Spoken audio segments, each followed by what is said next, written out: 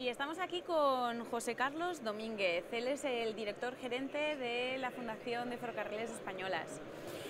Cuéntanos un poco, ¿qué es esa fundación y cuáles son los objetivos? Pues la fundación se crea en 1985, es una fundación en la que se encuentran como patronos fundadores y el resto de patronos Renfe, Adif y el resto del sector ferroviario español, Euskotren, ETS, Ferrocarriles de la Generalitat Valenciana, Ferrocarriles de la Catalana, o sea, todo el sector ferroviario español, y en el cual nos encargamos de la custodia, de la puesta en valor, de la recuperación de todo el patrimonio ferroviario del Estado español. Ajá. ¿Cuáles son los planes que tenéis a corto, medio y largo plazo que queréis desarrollar? Pues mira, en estos momentos estamos desarrollando un plan estratégico que vamos a presentar aproximadamente en septiembre. Yo he tomado posesión hace un mes y medio, o sea que es una cosa que nunca lo habíamos tenido y ahora lo queríamos implementar. Y el plan estratégico lo queremos darle una vuelta más a la actividad cultural. Queremos potenciar nuevamente la publicación del libro, el libro del tren, que funcionó muy bien y por motivos económicos se dejó de hacer hace aproximadamente 5 años.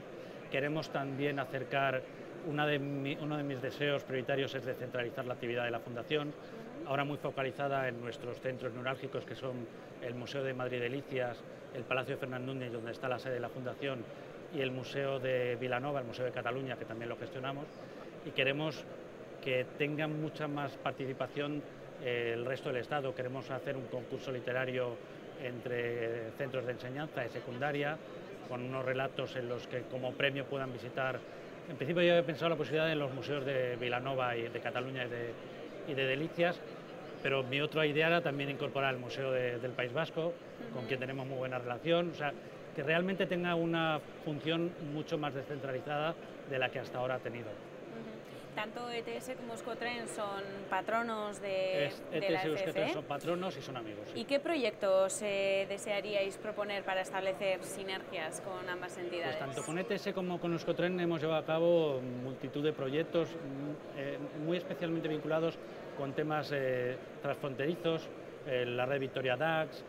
Lo mismo nos pasa con Ferrocarriles de Cataluña, con quien tenemos temas transfronterizos, y en ese sentido vamos a seguir trabajando.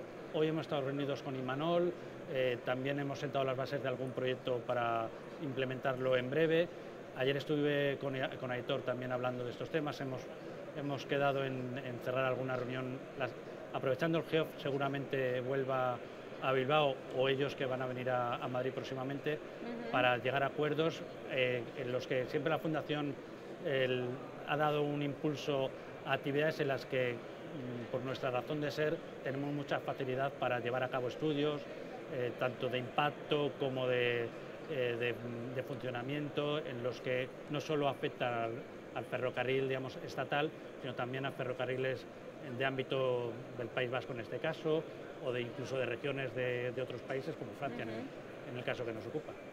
La Fundación tiene un stand en la feria. Correcto. ¿Qué se puede encontrar dentro del Pues ahí stand? podemos tener desde la revista Vía Libre, que editamos en español y en inglés.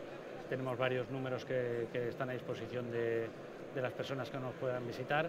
Trabajos que hemos hecho desde la Fundación, como el observatorio, que está a disposición de las personas que visitan la feria. Digamos, información sobre las actividades que vamos a tener en breve. Por ejemplo, aquí vamos a estar en una colaboración también con el Gobierno vasco. Vamos a presentar Caminos de Hierro en la estación de Casco Viejo a primeros de abril. O sea, vamos, toda esa información está a disposición de los visitantes, y desde luego nosotros lo que hacemos también siempre es actuar. Nos gustaría ser un lobby en el que el sector ferroviario español, y en este caso además muy focalizado en el País Vasco, donde el 40% del mundo empresarial ferroviario está aquí, CAF, Talgo, y queríamos que nosotros pudiéramos ser la ventana que pudieran utilizar para defender los intereses del sector ferroviario, que lo necesita. Pues esperamos que así sea. Muchísimas gracias, José Carlos, por traernos lo que estáis haciendo desde la Fundación, y os deseamos muchísima suerte con todos esos proyectos. Muchísimas gracias a ti. Eskerrik asko. Eskerrik asko.